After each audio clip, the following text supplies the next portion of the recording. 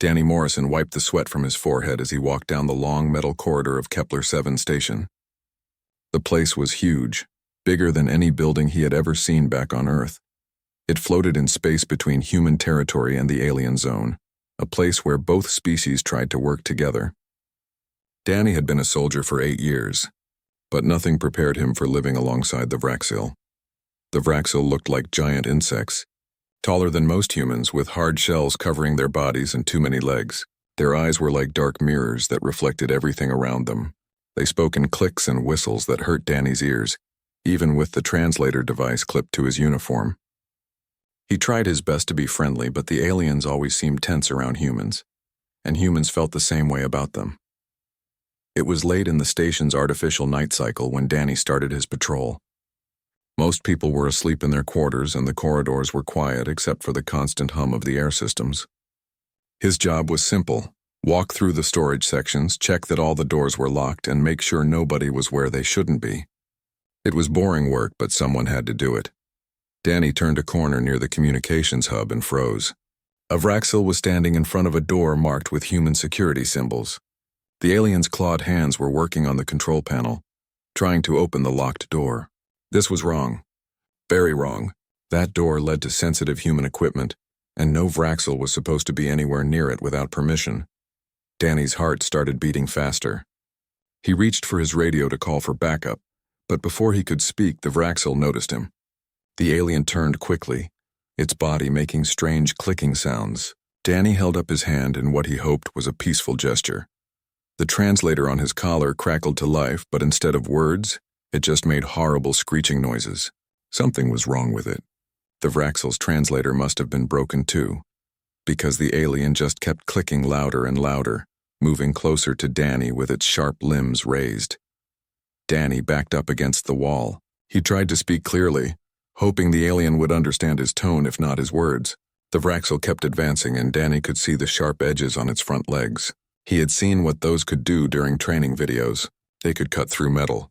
Everything happened so fast. The alien lunged forward and Danny's training kicked in. He dodged to the side and grabbed the creature around what he thought was its neck. It felt wrong, harder than human skin, almost like grabbing a piece of furniture. The Vraxil thrashed wildly, its limbs cutting through the air close to Danny's face. Danny squeezed harder, trying to control the alien until help could arrive. He had wrestled with other soldiers during training, knew how to subdue someone without really hurting them. But this wasn't a human. The Vraxil's body felt completely different and he had no idea how much pressure was too much. The alien suddenly went still, completely still. Danny felt the body go limp in his arms and he let go immediately, stumbling backward. The Vraxil collapsed to the floor with a heavy sound that echoed through the corridor. It didn't move. Didn't make any sounds. Just lay there like a broken machine. Danny stared at the motionless form, his mind refusing to accept what had happened. He dropped to his knees beside the alien, not sure what to do. Should he try to help? Did Vraxil even breathe the same way humans did? His hands shook as he reached for his radio again. Before he could speak, red lights started flashing throughout the corridor. Alarms screamed from every direction. Danny looked up and saw security cameras pointed right at him. Someone had been watching. Someone had seen everything. Heavy footsteps echoed from both directions. Human security guards came running from one end of the corridor, their weapons drawn. From the other end came 3 Vraxil warriors, moving faster than Danny thought possible. He raised his hands above his head, showing he was unarmed, but it didn't matter. The Vraxil were making sounds he had never heard before, high-pitched wails that made his teeth hurt. The human guards reached him first, pulling him away from the body. One of them checked the fallen Vraxil while the others formed a protective circle around Danny. He heard someone say the alien was dead. The word hit him like a punch to the stomach. Dead. He had killed someone. The Vraxil warriors stopped a few meters away, their weapons pointing at the humans. For a terrible moment, Danny thought they were all going to die right there in that corridor. But the ranking human officer started speaking quickly into her radio, and one of the Vraxil seemed to be doing the same with a device on its arm. More security forces arrived within minutes. The corridor became crowded with armed personnel from both species, all of them looking ready to fight. Danny stood in the middle of it all, his mind blank with shock. He kept replaying the last few minutes in his head. The alien trying to break in, the broken translators, the fight, the silence. A senior officer Danny recognized as Commander Phillips approached him. The man's face was grim as he gestured for the guards to take Danny away. As they led him down the corridor, Danny looked back at the fallen Vraxil. Other aliens were gathering around the body, making those awful wailing sounds. Some of them looked at Danny with what he could only describe as hatred in their strange eyes. They took him to a secure room and told him to wait. Hours passed. Danny sat on a metal bench, unable to sleep, unable to think clearly. Through the wall he could hear raised voices arguing in both human speech and Vraxil clicking. The sounds grew louder and angrier as time went on. Finally, Commander Phillips entered the room with 2 other officers. Their faces told Danny everything he needed to know before they spoke. This was bad. Really bad. Phillips explained that the dead Vraxil was named Thexkar, and he was related to one of their most important military leaders. The Vraxil government was demanding that Danny be handed over to face their justice system. The human government was refusing. Both sides were moving warships into position along the border. What had started as a fight in a corridor was turning into something much bigger and more dangerous than Danny could have imagined.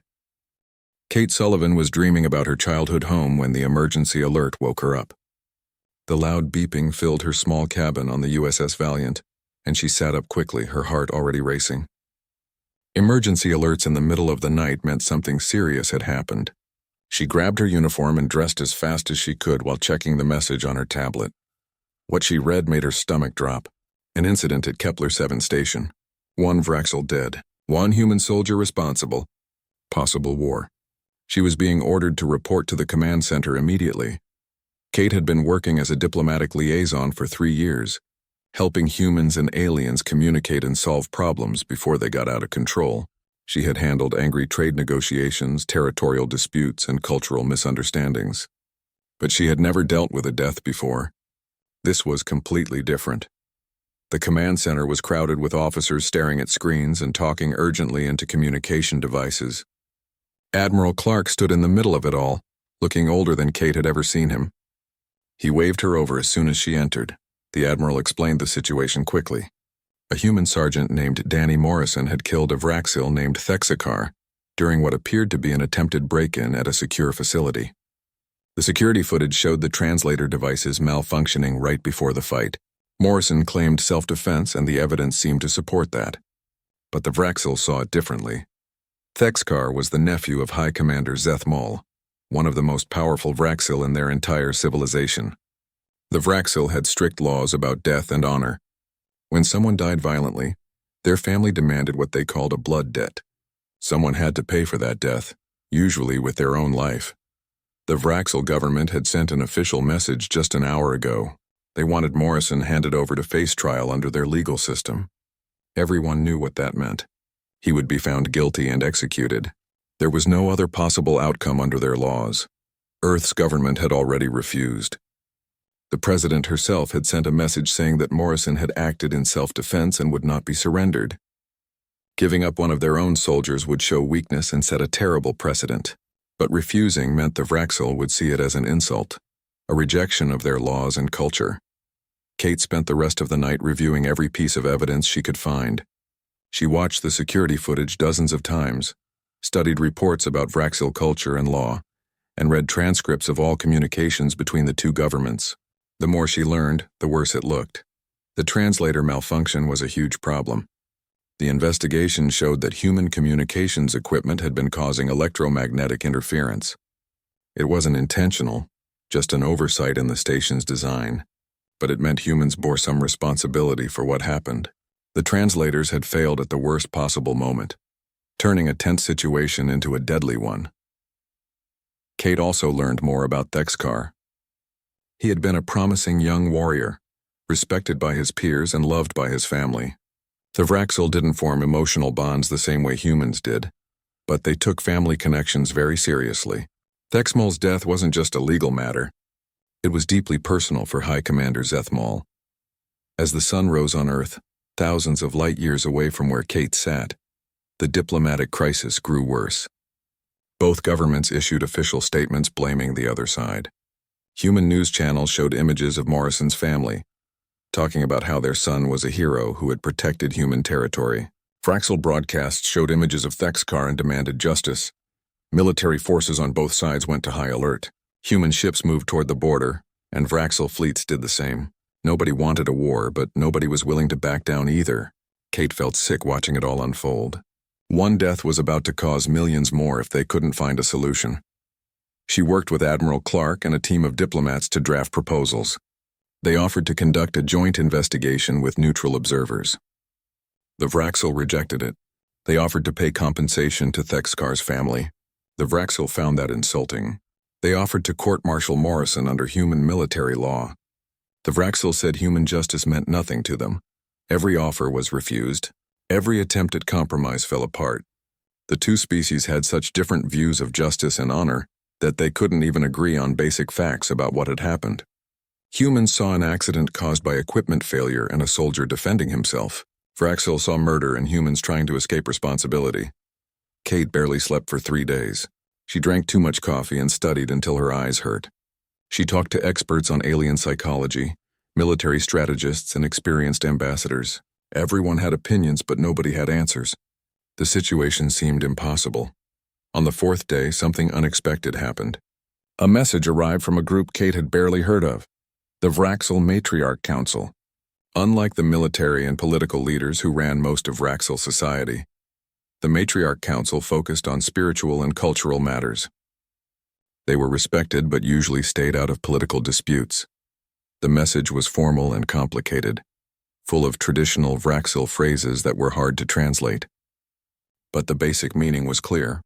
The Matriarch Council was proposing a peace summit on the holy world of Thalnir. Both humans and Vraxel would send delegations to negotiate a solution. Not just for Morrison's case, but for the larger problems between their species. Kate read the message 3 times, hardly believing it. Thalnir was sacred to the Vraxel. Violence was absolutely forbidden there by ancient religious law. It was one of the few places where humans and Vraxel could meet without weapons or fear. The council was offering a chance to solve everything peacefully. Admiral Clark called an emergency meeting with Earth's government. The discussion lasted for hours. Some officials were suspicious, wondering if it was a trap. Others worried that a summit would take too long, giving tensions time to explode into open warfare. But most agreed they had no better options. Kate was asked to brief the senior leadership about what a summit would involve. She explained Vraxel cultural traditions, the significance of Thalnir, and what kind of outcomes might be possible.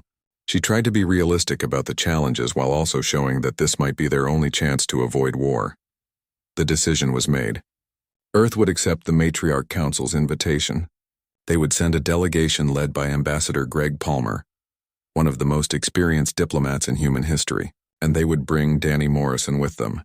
Kate was assigned to be part of the delegation. Her job would be to help Morrison understand what was happening and prepare him for what he would face. She felt the weight of responsibility settling on her shoulders. The fate of billions of people might depend on how well she did her job. That night, Kate finally allowed herself to feel the fear she had been pushing down for days. She sat alone in her cabin, thinking about all the ways this could go wrong. But she also thought about the alternative. War between humans and Vraxel would be devastating. She had to try everything possible to prevent it. She started making preparations for the journey to Thalnir, creating lists of cultural information Morrison would need to know, and drafting talking points for the negotiations. She had 3 weeks during the journey to prepare him. 3 weeks to turn a scared soldier into someone who could help prevent a war. Danny sat in a small room that looked like a cell, but was officially called secure quarters. The walls were plain metal, and the bed was just a thin mattress on a frame bolted to the floor. A single window showed the stars outside, but Danny couldn't enjoy the view. Every time he closed his eyes, he saw that Vraxel falling to the ground. He had killed someone. The thought kept circling in his mind like a bird that couldn't land. It didn't matter that everyone said it was self-defense. It didn't matter that the alien had been breaking into a restricted area. A living being had died because of what Danny did with his own hands. The door opened, and a woman in an officer's uniform entered. She was in her early 30s, with dark hair pulled back in a neat style and tired eyes that looked like they had seen too much lately. She introduced herself as Kate Sullivan, diplomatic liaison, and sat down across from him. Kate explained what was going to happen. The Vraxil wanted him dead. Earth refused to hand him over. Both sides were preparing for war, but there was a chance, a small one, to fix everything. A peace summit on an alien holy world. Danny would be going there with a team of diplomats. Danny struggled to understand. He was just a soldier who did patrols and followed orders. How did he end up at the center of an interstellar crisis? Kate must have seen the confusion on his face because she spoke gently, explaining that sometimes history turned on small moments. One action could change everything. The ship they were on, the USS Valiant, would take 3 weeks to reach Thalnir. During that time, Kate would teach Danny everything he needed to know about the Vraxil and the summit. If the negotiations failed, Danny would likely face execution. If they succeeded, he might help create peace between two species. No pressure, Kate said with a sad smile. Kate visited Danny every day during the journey. She brought tablets loaded with information about Vraxil culture, history, and language. She showed him videos of their worlds, explained their social structures, and helped him understand why they thought so differently from humans. The Vraxil had evolved on a harsh planet where survival meant following strict rules.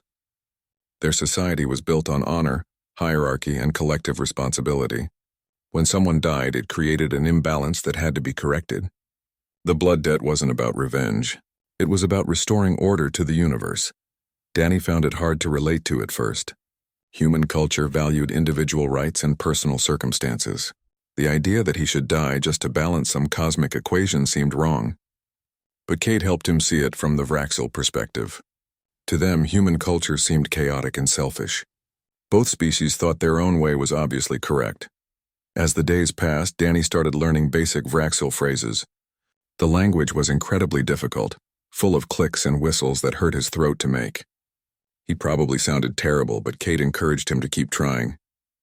Even a bad attempt at speaking their language showed respect and effort. Kate also told Danny about Ambassador Greg Palmer, who would lead the human delegation.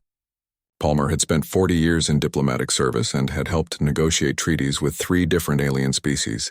He was famous for staying calm under pressure and finding creative solutions to impossible problems. If anyone could save Danny's life and prevent a war, it was Palmer. Danny asked Kate why she was being so kind to him. She could have just dropped off information and left. Instead, she spent hours with him every day, answering questions and offering encouragement. Kate was quiet for a moment before answering. She said she had a younger brother who had joined the military. She knew that soldiers like Danny did their jobs and followed their training. What happened on Kepler 7 could have happened to anyone in that situation. During the second week of the journey, Kate brought Danny to meet Ambassador Palmer. The older man had gray hair and a weathered face that showed his age, but his eyes were sharp and focused. He shook Danny's hand and asked him to tell the story of what happened that night on the station. Danny told it all, not leaving anything out. The broken translators, the fear, the way the Vraxil's body felt strange in his grip, the horrible silence when it stopped moving. Palmer listened without interrupting, nodding occasionally. When Danny finished, Palmer was quiet for a long time. Then Palmer explained his strategy for the summit. He wouldn't try to prove Danny was innocent or argue that human justice was better than Vraxil justice. Instead, he would focus on the future. How could both species prevent this from happening again? What systems could they build together to protect everyone? If they could find a solution that honored Vraxil traditions while protecting human personnel, everyone might walk away satisfied. Danny liked Palmer immediately. The ambassador didn't treat him like a criminal or a victim. He treated Danny like a person whose actions had consequences, and who now had a chance to be part of something bigger than himself. In the third week, Kate started preparing Danny for what he would see and experience on Thalnir. The planet was considered holy because it was where the first Vraxil had evolved millions of years ago. Vast forests of purple plants covered most of the land, and strange crystalline formations grew naturally from the ground. The Vraxil believed these crystals contained the spirits of their ancestors. Violence was absolutely forbidden on Thalnir. Any Vraxil who harmed another being there would be cast out from their society forever, considered worse than dead. It was the perfect neutral ground because both humans and Vraxil would be completely safe. No weapons, no guards, just words and ideas. Kate warned Danny that the summit would be difficult. He would have to face Vraxil who hated him, who wanted him dead. High Commander Zethmal himself would be there, the uncle of the one Danny had killed. Danny would have to sit in the same room with him and somehow find a way to communicate. Danny asked Kate if she thought they had any chance of success. She admitted she didn't know. Palmer was skilled, and the Matriarch Council seemed genuinely interested in peace. But Vraxil emotions were hard to predict, and the situation was complicated by politics, military concerns, and cultural differences. All they could do was try their best and hope it was enough. As the ship approached Thalnir, Danny stood at a viewing window with Kate, looking at the purple and green planet below. It was beautiful in a strange alien way. Somewhere down there, his fate would be decided. He would either die for what he had done, or he would help create something new. Both possibilities scared him. Kate put a hand on his shoulder and told him he was stronger than he realized. Most people would have collapsed under this pressure, but Danny had used the journey to learn and grow. He had shown respect for a species that wanted him dead. That took real courage. Danny wanted to believe her, but fear still twisted in his stomach. Tomorrow they would land on Thalnir. Tomorrow the summit would begin. Tomorrow he would face the consequences of that terrible night when everything went wrong. He took a deep breath and tried to prepare himself for whatever came next. The ship entered orbit around Thalnir, and Danny returned to his quarters to get what little sleep he could. His dreams were full of clicking sounds and purple forests of angry alien faces and Kate's encouraging voice. When he woke up, it was time to go down to the planet's surface and face his destiny. The shuttle touched down on Thalnir with barely a sound. Danny looked out the window at a world unlike anything he had ever imagined. The sky was a deep violet color and the plants were purple and silver instead of green. Tall crystal structures rose from the ground like frozen waterfalls, humming with a sound he could feel in his bones. Kate led him down the ramp with the rest of the human delegation. Ambassador Palmer walked at the front, looking calm and confident despite everything at stake. 6 other diplomats and specialists followed, each carrying tablets and documents. Danny wore a simple uniform with no weapons or rank insignia. He was here as a person, not a soldier. A group of Vraxil waited near a large structure made of the same crystal material that covered the planet. Danny recognized the formal postures from the videos Kate had shown him. These were important individuals, probably members of the Matriarch Council. One of them stepped forward and made a series of clicks and whistles. The translator device on Danny's collar rendered it as a formal greeting. Palmer responded in carefully practiced Vraxil phrases. His pronunciation was terrible, but the aliens seemed to appreciate the effort. They led the human delegation toward the crystal building, which Kate whispered was called the Hall of Convergence. This was where the summit would take place. Inside, the hall was massive. The crystal walls glowed with soft light, and the ceiling was so high it disappeared into shadows. A large round table sat in the center, with chairs designed for both human and Vraxil bodies. On one side of the table sat the Vraxil delegation. Danny's breath caught when he saw them. High Commander Zethmol was impossible to miss.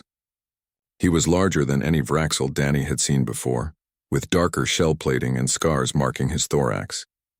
His eyes fixed on Danny immediately, and the hatred in that alien gaze was unmistakable. Next to him sat several other military commanders and what looked like legal advisors. They all stared at Danny with the same cold anger. The human delegation took their seats across from the Vraxil. Danny sat between Kate and another diplomat, feeling exposed and vulnerable. The crystal hummed around them, and Danny wondered if the Vraxil were right about ancestors watching. He hoped Thexkar's spirit, if it existed, could see that Danny never wanted any of this. A Vraxil from the Matriarch Council opened the summit with a long speech about the sacred nature of Thalnir and the importance of peace. The translator struggled with some of the religious terms, but the meaning was clear. Violence had brought them here, but violence was forbidden in this place. They would use words to find justice. Ambassador Palmer spoke next. He offered condolences for Thexkar's death and acknowledged the pain it had caused. He explained the human perspective, that Morrison had acted in self-defense during what appeared to be a security breach, and that equipment failure had prevented communication. He proposed forming an investigation team with neutral alien species to examine the evidence and recommend a fair solution. High Commander Zethmol responded immediately, his translated words harsh and angry. This was not a matter for outsiders to judge. Thexkar was dead by human hands, and Vraxil law was clear. The blood debt must be paid. Morrison must face trial and punishment under their justice system. Nothing else would be acceptable. The first day of the summit was brutal. Both sides presented their evidence and argued their positions. The security footage was shown on holographic displays, and experts from both species debated what it meant. Humans pointed out the translator malfunction and Morrison's defensive posture. Vraxel focused on the fact that Thexacar had died, and that Morrison had used unnecessary force. Danny sat through it all, listening to his actions being picked apart and analyzed. He wanted to speak, to explain what he had been thinking and feeling in those terrible moments. But Palmer had told him to stay quiet unless directly asked a question. Danny's role was to be present and show respect, not to defend himself. On the second day, the arguments became more intense. Vraxil legal experts explained their blood debt traditions in detail, showing how similar cases had been handled throughout their history. In every example, the one who caused death had to face death themselves. It was the only way to restore balance and honor the deceased. Human lawyers countered with examples of human justice, where intent and circumstances mattered. They showed cases where people had killed in self-defense and been found innocent. They argued that punishing someone for an honest mistake would be unjust and would prevent humans from ever working alongside Vraxil safely. The discussions went in circles.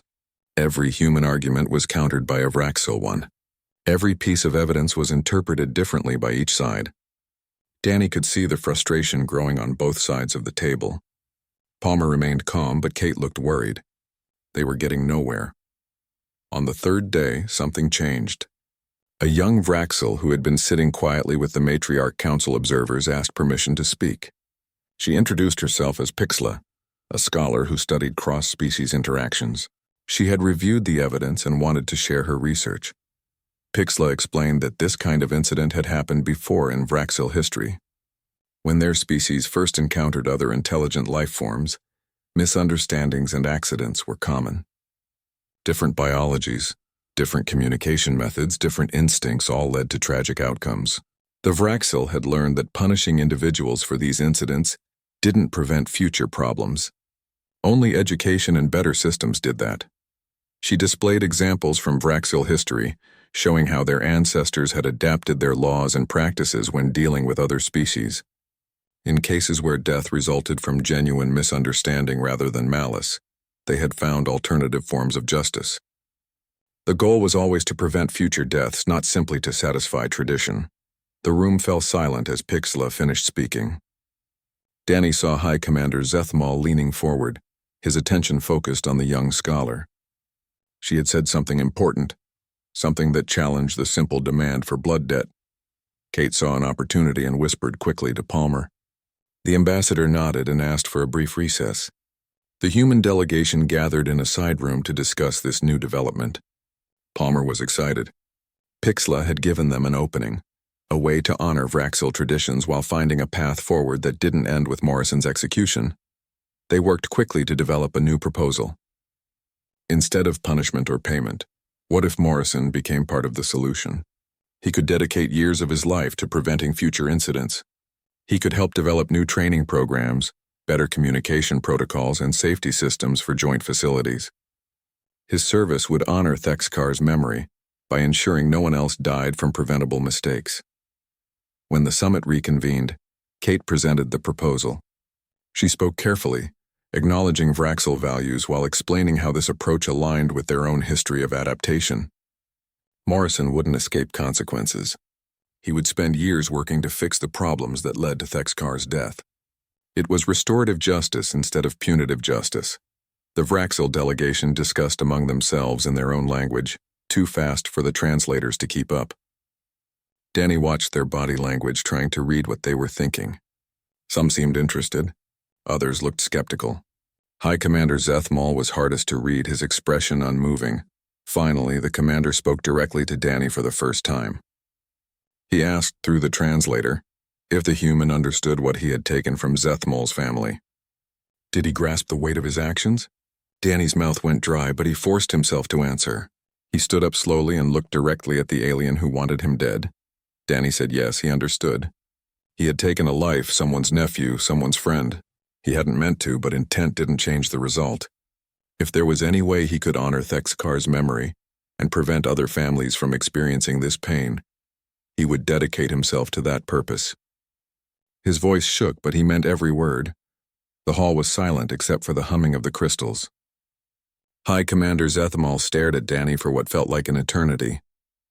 Then he made a gesture with his front limbs that the translator didn't interpret. But Pixla whispered something and Kate's eyes widened. It was a sign of acknowledgement, a recognition that Danny had spoken with honor. The summit recessed for the night and Danny barely slept. He kept replaying that moment when High Commander Zethmol had looked at him and made that gesture. Kate told him it was a good sign, but she also warned him not to get his hopes up. The Vraxil delegation would spend the night discussing the proposal, and their decision could go either way. Morning came too quickly. Danny dressed in his uniform and tried to eat breakfast, but his stomach was too tight with nerves. Kate found him in the dining area and sat down across from him. She looked tired but hopeful.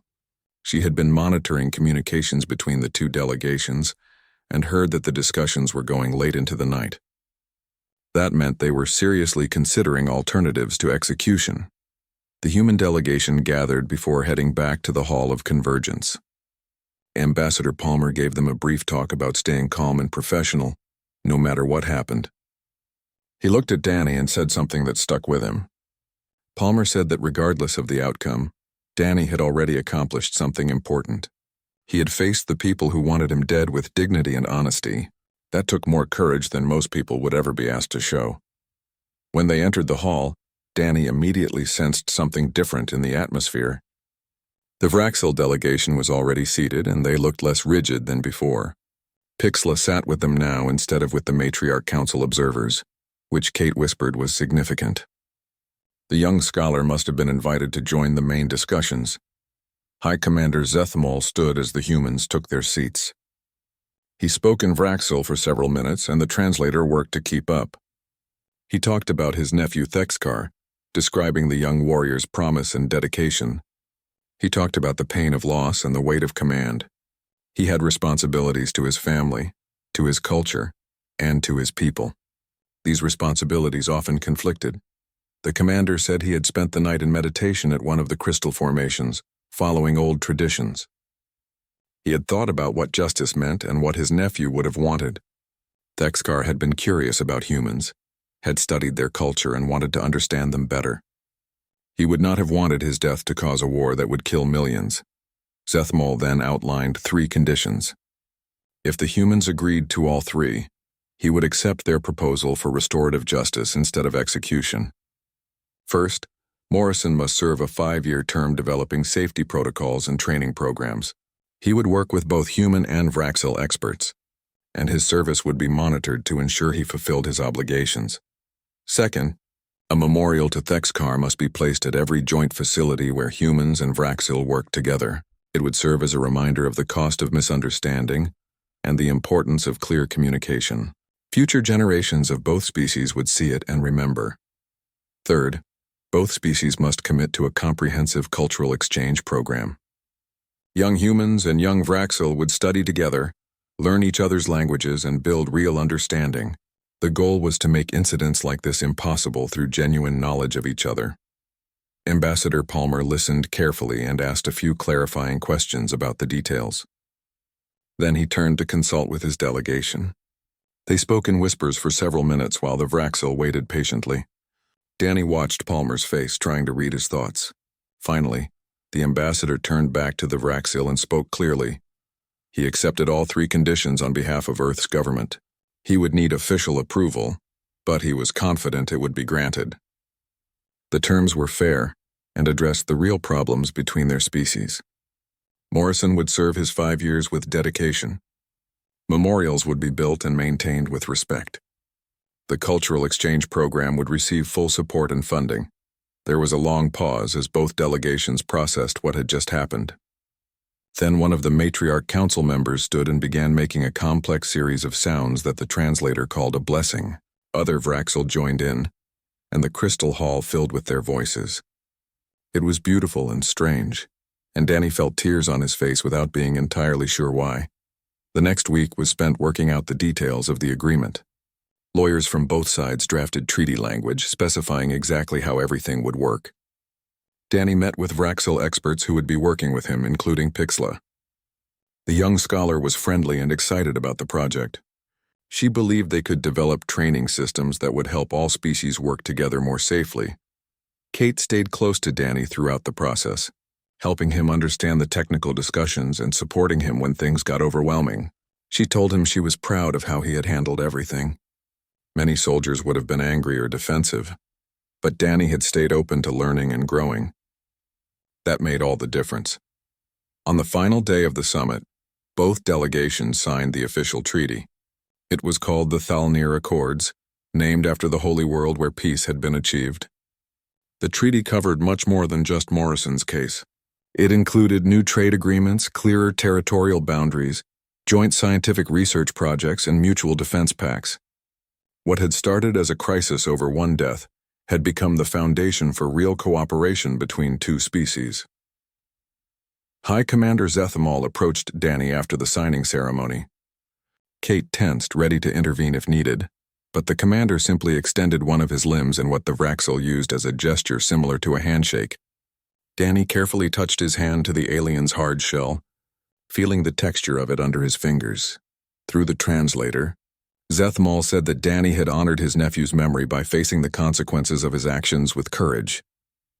The commander hoped that Danny's service would prevent other families from knowing this pain. It wasn't forgiveness exactly, but it was acknowledgement and a kind of peace. Danny returned to Earth briefly before beginning his 5-year service term. The media wanted to interview him, calling him a hero and the man who prevented a war. He refused all interviews. He wasn't a hero. He was someone who had made a terrible mistake and was trying to make it right. His family welcomed him home with relief and pride. They had watched the news reports and feared he would never come back. Danny's mother held him tight and cried. His father shook his hand and said he had done the family proud. Danny wasn't sure about that, but he was grateful to see them again. After a week at home, Danny reported to the joint human Vraxil facility where he would be working.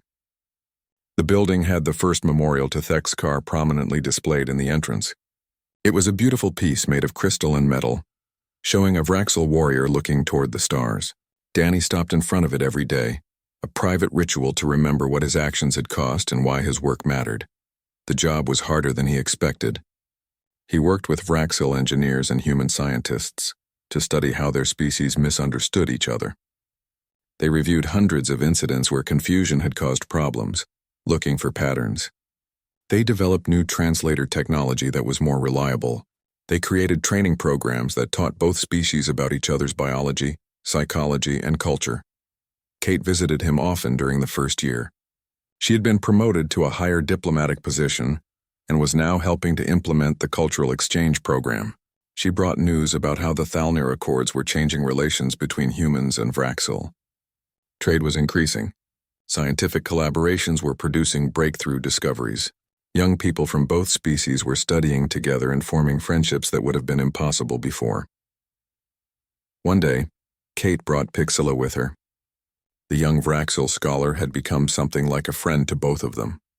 She told Danny that his work was making a real difference. The new protocols he helped develop were being adopted at facilities across both territories. Incidents were decreasing. People were safer because of what he was doing. Danny asked Pixla if she thought Thexkar would be satisfied with this outcome. The Vraxil was quiet for a moment, her alien features impossible for Danny to read. Then she said that Thexkar had believed in learning and growth. He would have approved of turning tragedy into progress. The memorial honored his death, but Danny's work honored his life and values.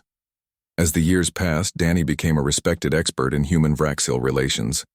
He spoke at conferences, trained new personnel, and helped solve problems before they became crises. He never forgot that night on Kepler 7 station, but he learned to carry the memory as motivation rather than just guilt. Danny's 5th year of service was coming to an end. He stood in the training facility he had helped design, watching a group of young humans and Vraxil working together on a simulation exercise. They communicated easily, their translators working perfectly with the upgraded technology. When problems arose in the simulation, they solved them together without confusion or fear. It was remarkable how normal it had become. Kate walked into the observation room and stood next to him. She had been promoted again and was now one of the chief architects of human-Vraxil cooperation. They had stayed close friends throughout the years, bound by the crisis that had brought them together. She smiled as she watched the mixed team working below. She told Danny that the final evaluation of his service term had been completed. Both human and Vraxil supervisors had given him excellent marks. He had fulfilled every requirement of the Thalnir Accords and exceeded expectations. In 2 weeks, he would be free to return to his normal life, his debt fully paid. Danny didn't know how to feel about that. Part of him was relieved. 5 years was a long time, and the work had been emotionally exhausting. But another part of him would miss it. He had found purpose in this job, a way to turn the worst moment of his life into something meaningful. Going back to being a regular soldier felt strange to imagine. Kate seemed to read his thoughts. She mentioned that there were opportunities if he wanted to continue this work. The cultural exchange program needed experienced coordinators. Joint facilities needed administrators who understood both species. Danny had skills that were rare and valuable. He didn't have to walk away if he didn't want to. Before Danny could respond, an alert came through on Kate's communication device. She looked at it and her expression changed to surprise. She showed the message to Danny. Ambassador Palmer was requesting their presence at a special ceremony being held in 2 weeks. The location was listed as Thalnir. Danny's heart started beating faster. He hadn't been back to that planet since the summit 5 years ago. The next 2 weeks passed quickly as Danny wrapped up his current projects and said goodbye to colleagues. Many of the Vraxil he had worked with made traditional gestures of respect and farewell. One of them, an engineer named Kickstar, told Danny that working with him had changed his views about humans. Before, he had seen humans as reckless and disrespectful. Now he understood they were just different, with their own valid ways of thinking and being. When Danny and Kate boarded the ship to Thalnir, they found Ambassador Palmer already there. The older man looked the same as he had 5 years ago, maybe a bit grayer but still sharp and focused. He greeted them warmly and explained what was happening. The governments of both species had decided to hold a ceremony marking the 5-year anniversary of the Thalnir Accords. It would celebrate the progress made and announce new initiatives to deepen cooperation. The journey to Thalnir brought back memories for Danny. He remembered being terrified, certain he was going to die on that planet. Now he was returning as someone who had helped build peace. It felt surreal. Kate noticed him being quiet and asked if he was okay. Danny admitted he was nervous about seeing High Commander Zethmol again. The Vraxil leader would surely be at the ceremony. When they landed on Thalnir, Danny was struck by how familiar it felt, despite having been there only once before. The purple forests, the crystal formations, the violet sky. It was all exactly as he remembered. But this time there was no fear, only a strange sense of coming home to a place that had never really been his. The ceremony was held in the same Hall of Convergence where the summit had taken place. But the atmosphere was completely different now. The space was decorated with symbols from both cultures. Human and Vraxil flags hung side by side. Young people from both species served as honor guards, standing together in mixed pairs. Danny was shocked to see how many people were attending. There were hundreds of humans and Vraxil, including high-ranking officials from both governments. The Matriarch Council was there in full, including Pixela, who had become a senior advisor. And yes, High Commander Zethmol was present, still looking powerful and imposing. The ceremony began with speeches from various leaders. They talked about the progress made over 5 years. Trade between the species had increased by 400%. Joint scientific missions had made discoveries that neither species could have achieved alone. Most importantly, there had been no major incidents at any joint facility. The protocols Danny helped create had worked. Then Ambassador Palmer stood to speak. He talked about how peace wasn't just the absence of conflict, but the active work of building understanding and cooperation. He said the Thalnir Accords were a perfect example of this. Instead of focusing on punishment and blame, both species had chosen to focus on solutions and growth. He credited many people for this success, but he gave special recognition to 2 individuals who would receive honors today. Kate was called forward first. Palmer explained her tireless work implementing the cultural exchange program. Over 5 years, she had coordinated thousands of exchanges, bringing young humans and Vraxil together. Many of them had formed lasting friendships and professional relationships.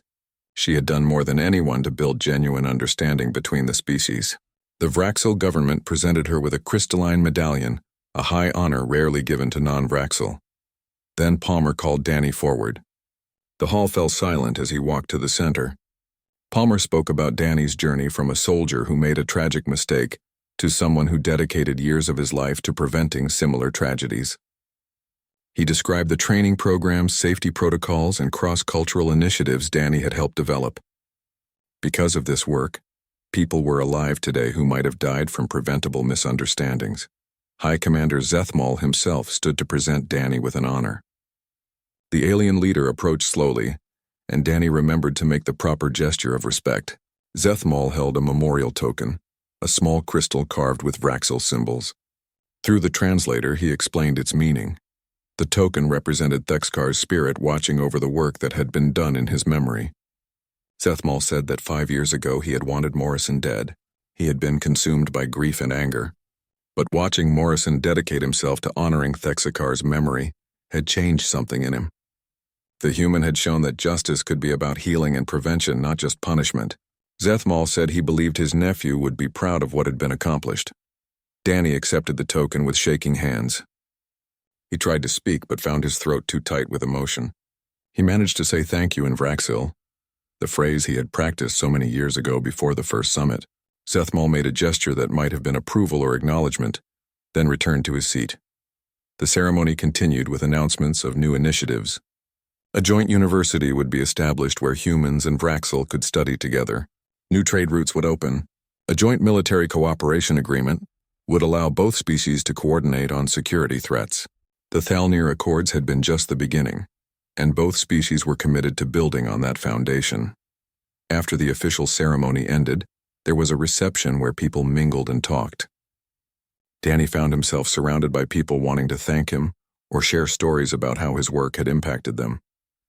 A young human woman told him she was part of the first class of the cultural exchange program, and it had changed her life. A Vraxil military officer said the new protocols had prevented a potential disaster at his facility just last month. Pixla found Danny in the crowd and congratulated him. She told him about her own work over the past 5 years, expanding her research into cross-species psychology. She had published several papers that were now required reading in diplomatic training programs. She credited Danny for inspiring some of her most important insights about how different species could learn to understand each other. Kate appeared at Danny's side and suggested they step outside for some air. They walked through the purple forests surrounding the hall, enjoying the strange beauty of Thalnir. Kate told Danny that she had decided to accept a new position coordinating diplomatic relations long-term. She would be working to expand the Thalnir model to other species that humans were encountering. Danny said he had been thinking about his own future. He had received several job offers, but one stood out. The joint university they had announced today needed someone to run their safety and cross-cultural training department. It would mean continuing the work he had been doing, but at a larger scale, teaching the next generation how to work across species boundaries. Kate thought that was perfect for him. She said Danny had proven that one person's actions could change the course of history, first by accident when his mistake nearly started a war, then by choice when he dedicated himself to making things right. Now he could help others learn from his experience and build a better future. As they walked back toward the hall, Danny thought about everything that had happened. 5 years ago, he had been a simple soldier doing patrols and following orders. One terrible moment had turned his life upside down. He had killed someone, nearly caused a war, and faced the possibility of his own execution. But that moment had also led him to discover purpose and meaning he never would have.